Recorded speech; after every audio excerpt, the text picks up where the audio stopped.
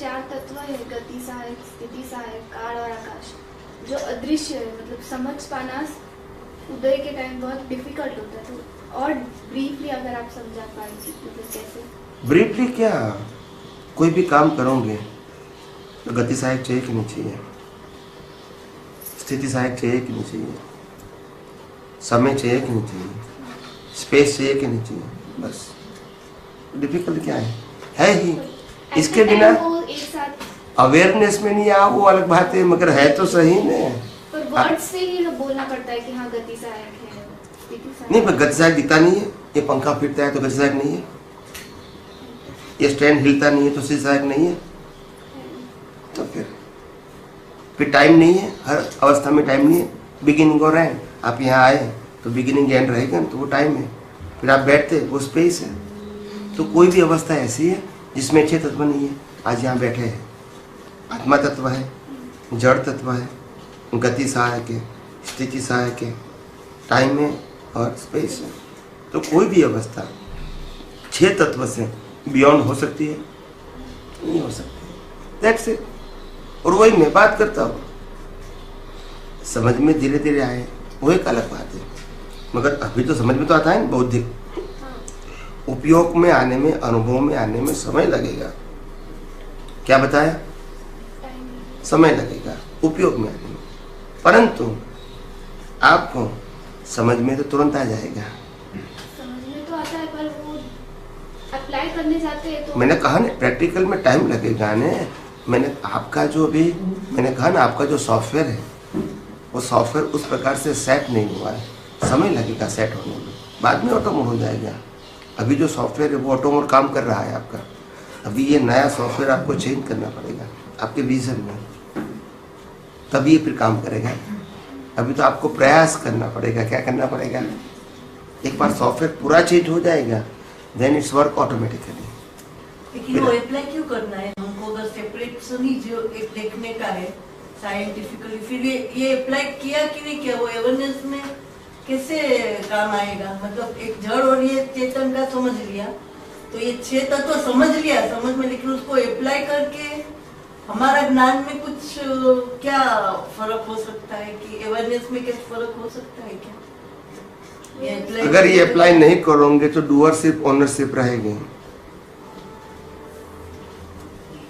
कि मैं मालिक हूँ।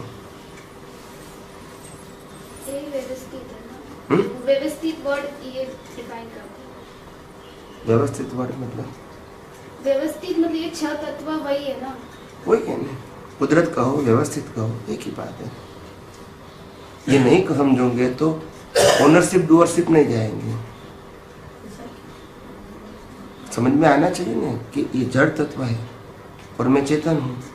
वो जड़ और चेतन को समझ। एक मिनट, तो इसके अंदर कोई भी जड़ तत्व का मैं मालिक कैसे हो सकता हूँ? तो ओनर कैसे रहूंगा? और ये जड़ तत्व है, चलाने वाला कुदरत है, गति सहायक तत्व है, तो मैं डूअर कैसे हो सकता हूँ? अगर मैं ओनर डूअर रहूंगा तो राग द्वेष होते रहेंगे। मैंने आपने जान लिया कि जड़ चेतन अलग है, फिर भी राग द्वेष होगा, क्योंकि आपने साइंटिफिक प्रोसेस नहीं जानी है ना। ये वर्ड्स हैं जड़ और चेतन, वो तो है सही, आपका शब्द सही है, मगर वो प्रैक्टिकल नहीं है और साइंटिफिक नहीं है, क्योंकि आपका विजन ही साइंटिफिक नहीं है। तो जड़ चेतन बोलने से समझ में नहीं आता है, आप समझे ना? तो इसको विस्तार से समझने के बाद उनका सार ये निकलेगा, आप समझे? तो पहले डिटेल में समझना पड़ेगा ताकि आपकी बुद्धि को समझ में आज सेट हो जाए, आपके ईगो सेट करे कि नहीं, बात बराबर है। धीरे धीरे ये सॉफ्टवेयर चेंज होगा, नहीं तो नहीं होगा। एक सिचुएशन में मतलब एग्जांपल देख के बोलो ना कि हमको ये है, तो हमको ये समझने से हमारी डुअलशिप कैसे जाएगी? मतलब जो डुअलशिप है, जैसे एक व्यक्ति ने आपका अपमान कर दिया, ठीक है? अभी अपमान करेगा तो आपकी बुद्धि क्या सोचेंगी? पहले नेगेटिव सोचेंगी, अपमान क्यों किया, मेरी कोई गलती नहीं है। तो फिर उनको लगी है बराबर है, मैंने तो कुछ किया नहीं है, ठीक है? तो ये परिस्थिति होगी, तो उसमें क्या होगा? पक्ष इसका जाएगा, मेरा अपमान किया, मैंने गलती नहीं किया है। अभी आप इस प्रसंग में आपको साइंटिफिक प्रोसेस करना है 6 तत्वों की। तो मैं चेतन हूँ, ये जड़ है, और जड़ तत्व की 4 अवस्था है, गति सहायक, स्थिति सहायक, टाइम एंड स्पेस। ठीक है, ये इसकी अवस्था है, मेरी अवस्था नहीं है। और इसी अवस्था के मुताबिक ये प्रोसेस होती है, ये इसकी स्मॉल अवस्था की। आप समझे ना? तो ये प्रोसेस देखेंगे तो फिर ओनर डूअर आप नहीं रहोगे। ये मैं उसका मालिक हूँ, या मैं हूँ, वो ओनरशिप हो गई। उन्होंने किया, वो डूअरशिप हो गई। गतिसायक तो नहीं देखा, उन्होंने किया। जड़ नहीं देखा, मैं हूँ, मेरे को कहा। तो धीरे धीरे समझ में आएगा। आप समझे ना? तो ये पूरी प्रोसेस को समझनी पड़ेगी। ये इसके मालिक बन गए तभी तो इफेक्ट होगी ना। तो ओनरशिप हो गई, आपने कहा तो वो डूअर हो गया कि नहीं? तो ओनरशिप डूअर से जुड़ रही कि नहीं? क्योंकि आपने विज्ञान के 6 तत्वों का उपयोग नहीं किया। अगर करने वाले गति सहायक है, ये जड़ तत्व है। आप समझे ना? बाकी जो तत्व है स्थिति सहायक है। टाइम पे ये बात सुनने को मिली, इस संजोग से मिली, एनवायरनमेंट, स्पेस, तो उसमें कोई करता नहीं है और कोई भोगता भी नहीं है। ये दोनों का पैकेज, बोलने का और सुनने का, ये कुदरती रचना है। तो कुदरती रचना का मतलब होता है 5 तत्व, और मैं 6ठा तत्व। तो ये प्रोसेस शून्य हो गई। क्या हो गई? मगर ये विजन की प्रोसेस अंदर होनी चाहिए ना, तभी शून्य होगा ना। और ये शून्य लगेगा तब मालूम होगा कि मैं पूर्ण हूँ। ये शून्य है तभी तो मैं पूर्ण हूँ।